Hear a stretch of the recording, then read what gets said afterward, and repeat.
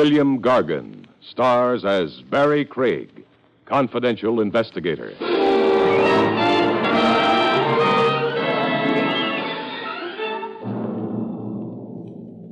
A tempestuous blonde wants a carefree Romeo to slow up and settle down. It isn't always sweet surrender. Not if she emphasizes her demands with hot lead.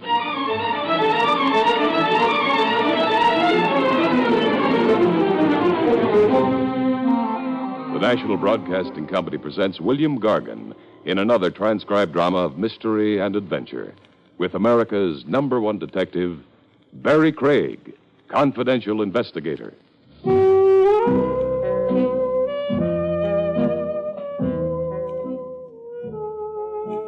Barry Craig speaking.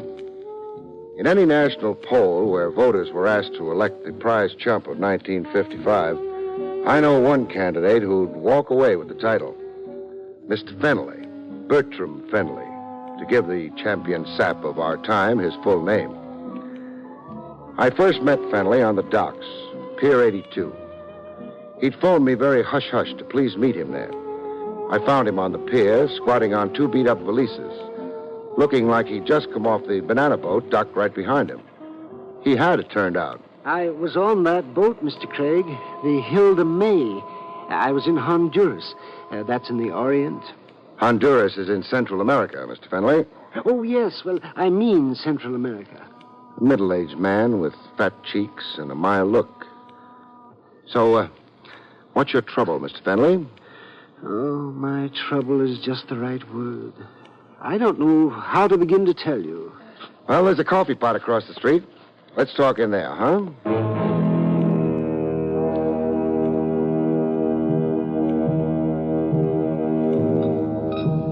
Over rancid coffee and stale donuts, Fenley stated his problem. Yes, well, I'll show you all these papers, Mr. Craig. You would like to look them over? The Anzio Calhoun Hotel Land Development Corporation. The big print says. That's my employer. I was sent overseas to make diagrams of land space for building modern hotels. Well, I see you did a cost analysis. Oh, yes. That one file of papers in your hand represents 3 months' work. Meaning there are other files of paper? Yes, I've been abroad 3 times now. I've completed reports on Honduras, Siam, the Belgian Congo, and in a little village called Kukasanka. Kukasanka? I never heard of it. Well, nobody has. It doesn't appear on the map. It took me 27 days to find it. Kukasanka is mainly 12 straw huts located 270 miles due east of Rangoon.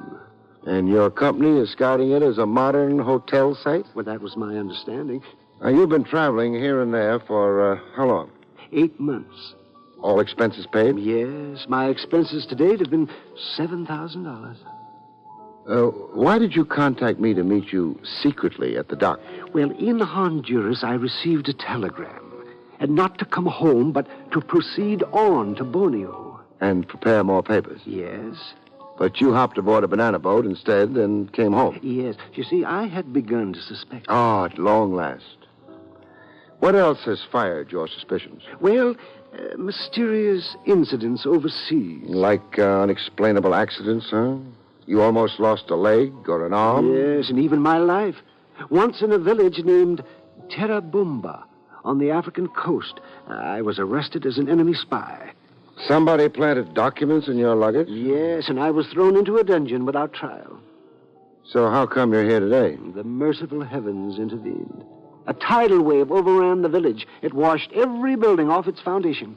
And washed you into the open? I fled by ox cart. Enough. I've had it up to my ears. Now, where will you be staying? The Yankee Doodle Hotel on the Lower Bowery. No one will think to look. Okay, fine. Now, I'll come see you after I've talked to your so-called employer.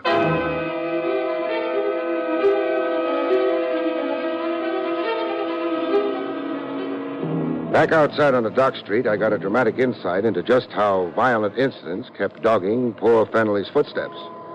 Crossing over to my jalopy, a black touring car came straight at us. It had curtains drawn like a hearse. Abreast of us, it sang a funeral requiem. A submachine gun. Fenley, hit the dirt. We lay on the cobblestones, flatter than a couple of deflated pancakes.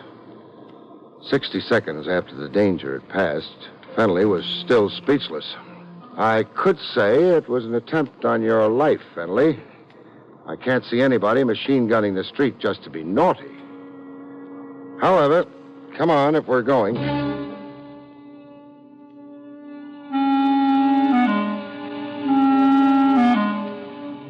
The Anzio Calhoun Hotel Land, etc., occupied a 6-room suite just off Park Row. Well furnished, but deserted.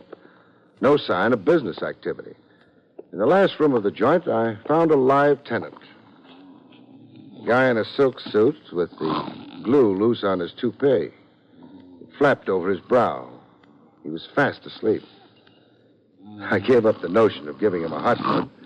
I just settled for a shove. Hey, rise and shine. Hey, what's the idea? Now, put the gun away. Gun? Oh, force of habit, friend. I'm sure. Yeah, what do you want? Well, I've got a chain of hotels to sell. There's a television set in every broom closet. Oh, you're a comic, huh? Don't audition for me, huh? I don't like funny men. And suppose I switch professions. How's this impersonation for you? Oh, badge, huh? Well, you won't advance your career here, copper. We got nothing here to interest a private dick. 6 rooms and 20 desks, and only 1 telephone. We've been retrenching. So fire Bertram Fennelly, why don't you? Fennelly's canned the minute he gets back from the Borneo assignment. But Fennelly didn't go to Borneo. No? Hey, we wired him to... Hey, how is it you know all about Fennelly to begin with, huh? It happens I'm representing him. Huh? Fennelly's here in New York? He is? Well, but that's going against his instructions. You wanted him to keep on wandering. Hey, wandering is his job with Anzio Calhoun. That's why he's on the company tab. To prepare reports on hotel sites, huh? Yeah. Now, where in creation to date has your company built a hotel? 1 hotel. Hey, now look, guy, we're set up legal. We're incorporated. Read that certificate on the wall. We got stock floating. 300,000 shares at $1 a throw. And that's only the first issue.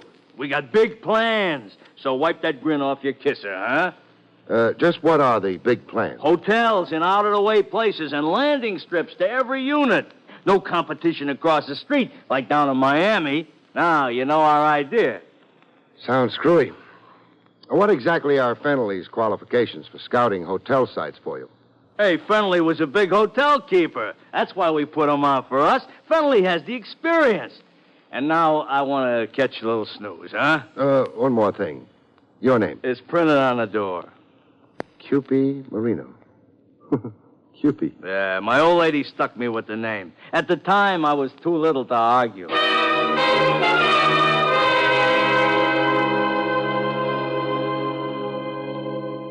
Every guy has his racket, but Marino's had me mystified. So far, anyhow. Why anybody would squander $7 grand in travel expenses on a screwball like Fennelly. The evening papers added to the general confusion. There was a scare headline in it. Rampaging college students tour town firing toy submachine gun. Police threaten harsh measures. College pranksters. That could account for what had looked like an attempt on Fennelly's life earlier.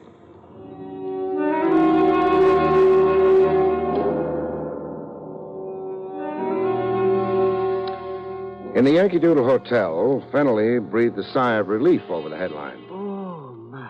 Well, then the shooting wasn't meant for me. Or this could be a mere coincidence. But let's get down to meatier stuff. Yes. You saw Mr. Marino? I did. And your opinion of him? He draws a gun as regularly as ordinary men draw a breath. Am I then the victim of some hoax? Maybe so. Or maybe just a useful stooge.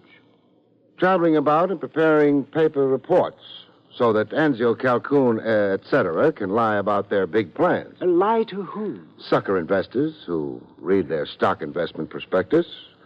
Big talk about their preliminary field operations. That's you, Fennelly.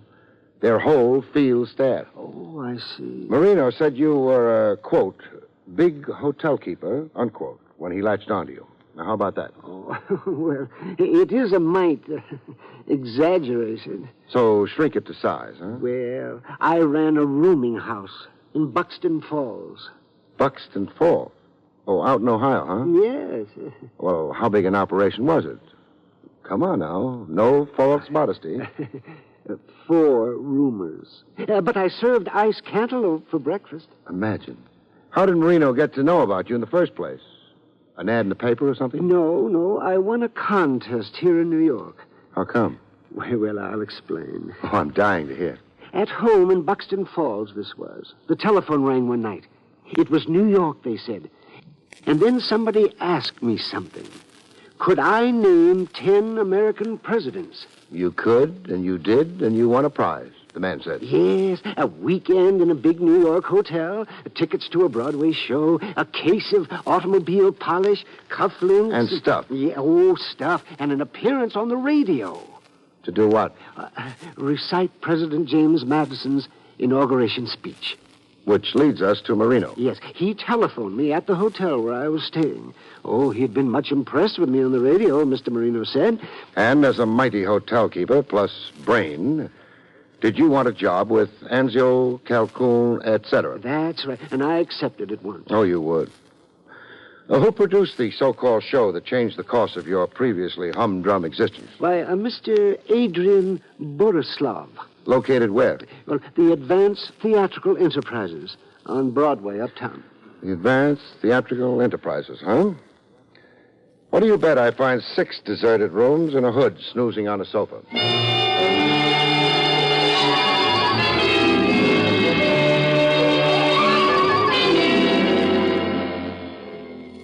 My guess on the Advanced Theatrical Enterprises was only partly correct. There were only 5 offices in this suite, and nobody in them. Hello, anybody? Not even my echo. In the last room of the suite, I found my sleeper. Oh, Nick. No hood this time out. A doll. A pretty face. More rouge than mouth. 3 shades of hair and her shoes off. I woke her up gently. Rise and shine, gorgeous. Who are you? Barry Craig, a detective. And you? Margie. I dreamed somebody was... Tickling your feet? Yeah. I was. With this. My pencil. Oh, I just returned it. Now, a gent named Borislav. Where do I find him? Ha ha! Did I just crack a joke? I'll say you did. Well, enlighten me. Who doesn't want to find Adrian Borislav? Oh, he's that popular? He's that much of a skunk. You sound like you were left holding a bag. Holding it for $500, 10 weeks' salary. You were Borislav's secretary? I was. Now I'm in here every day for a week, just waiting for that creep to show up. Characterize Adrian Borislav for me. With pleasure. He's a petty promoter, a deadbeat. He bought radio time on small stations just to publicize himself as Mr. Big, to attract attention to himself. He ran cheesy little nothing contests. Mind you, they were all on the level. After all, it only amounted to cheap advertising. Well, what was his real pitch here in the actual offices? Vanity publications for composers and poets, writers, models. He'd skin 'em, but good. I see. And now Borislav of Advanced Theatricals has flown the coop. Go look at the unpaid bills on his desk. Deadbeat. My flesh is beginning to crawl, hanging around here. You got any more questions you'd like to ask me? I have. Then do it over a drink. Heavens to Hannah, do I need a drink.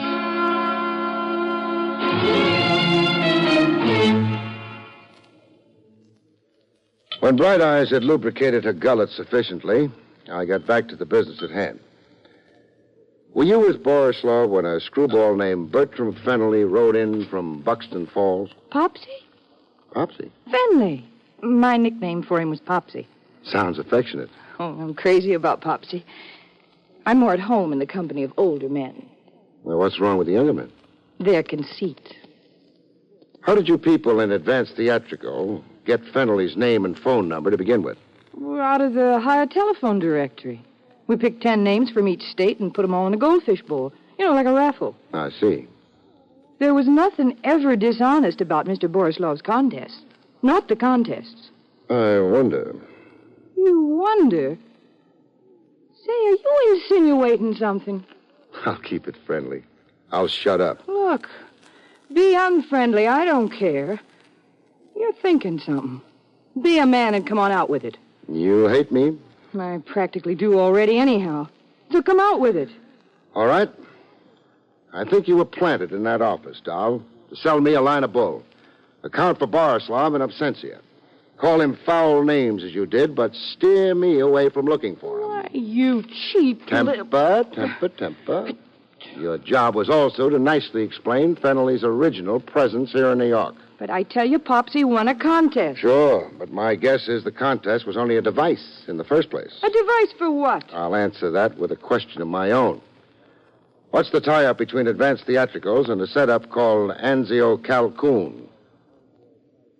No answer, huh? Please, don't you dare pay for my drink. I'll treat myself. Don't think the company hasn't been nauseating.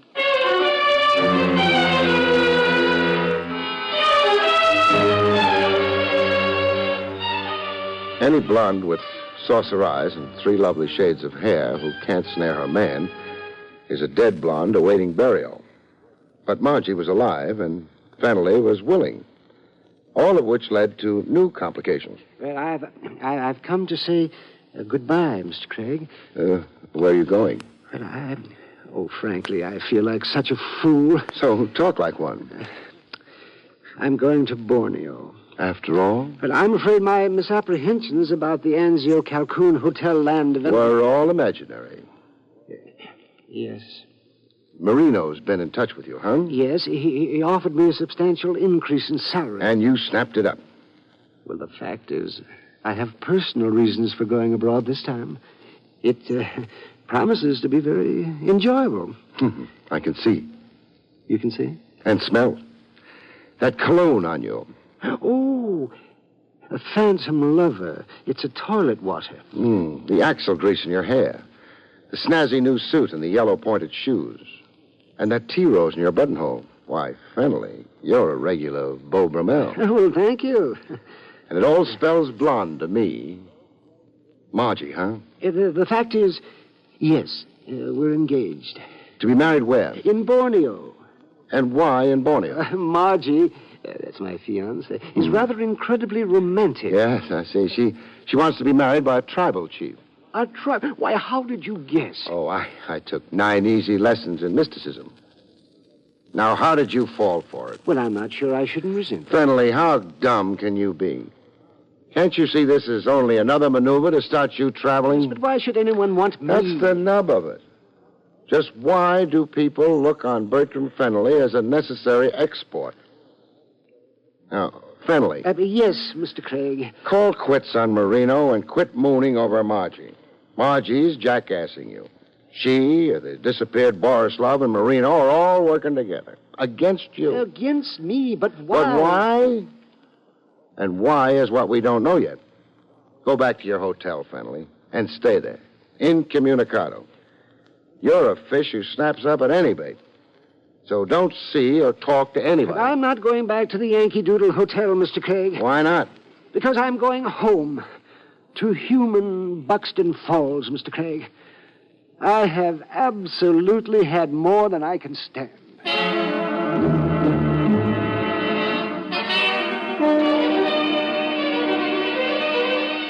But Fennelly didn't make Buxton Falls as it developed. He got as far as Pennsylvania Station, New York. Then got himself a free ride downtown. In the paddy wagon to the Tombs. Which was where I next found him. In a state of collapse. Oh, for this shameful thing to happen to me. What are you accused of? Theft of a wallet. Did you have the wallet on you? Yes, but... But? But I found it in Pennsylvania Station while waiting for my... It was there. It was right at my feet. Then up came a complainant and a cop. Yes. And? The complainant, a Mr. Sampson Maxwell, swore that I had... Picked his pocket. Yes. Sampson Maxwell of the Borislav Marino Margie Combine. Fennelly, your middle name is Trouble. Oh, but it's an infamous lie. This tactic of the wallet adds a new wrinkle to the older pattern. Yes, but I don't understand. Up to now, I figured the idea was to keep you out of the country. Knocked off overseas, or failing that, anyhow, keep you traveling around. But now... Now I figure the idea is to mainly keep you out of Buxton Falls. Keep me from my hometown? Just as they lured you out of it. With that phony contest. Well, I'm confused. You were born confused. Forrest Love lured you away from Buxton Falls. Then Marino sent you overseas. Now a Maxwell fixed it so you can't get home to Buxton Falls. He thinks. Yes, but what can all this mean? An idea is beginning to glimmer in this beautiful head of mine. We'll go into it, Fennelly, when I post bail for you.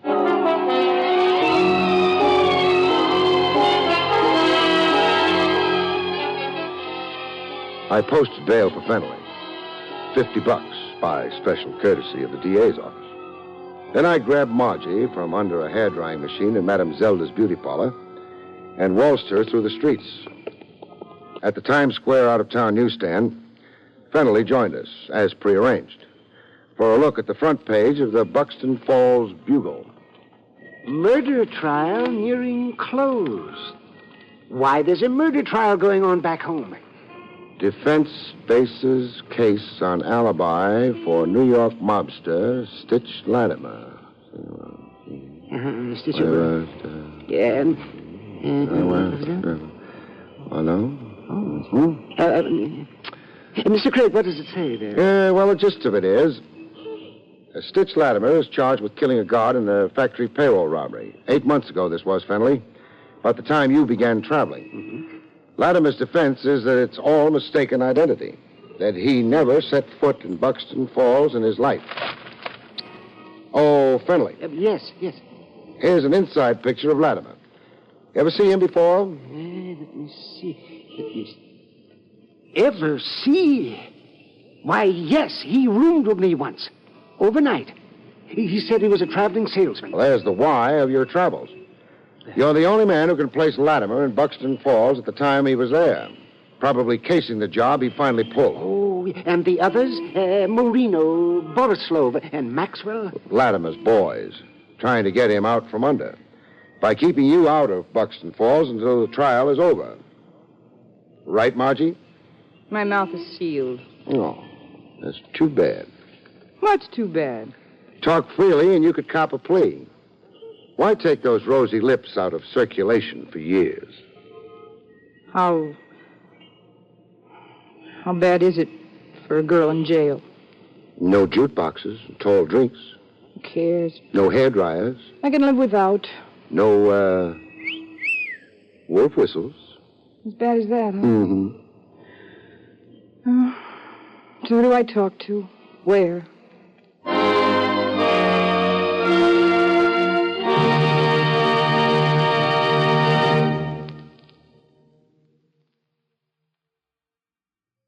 You have been listening to William Gargan in another exciting transcribed mystery drama from the adventures of Barry Craig, confidential investigator. Tonight's story, The Moving Target, was written by John Robert.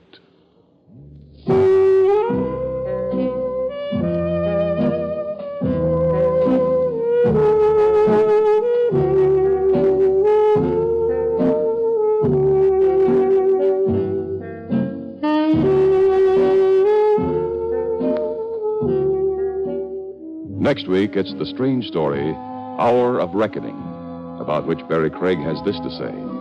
In Hour of Reckoning, a manicurist and a playboy find the rocky road to romance is a dead-end street when a certain ill-wisher contributes a corpse to the bride's trousseau.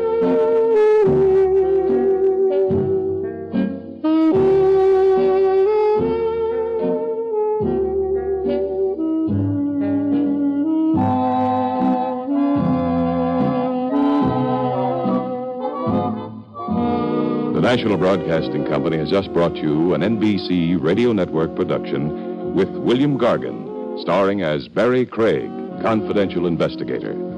Directed by Andrew C. Love, the cast included Lynn Allen, Howard McNear, and Jerry Hausner.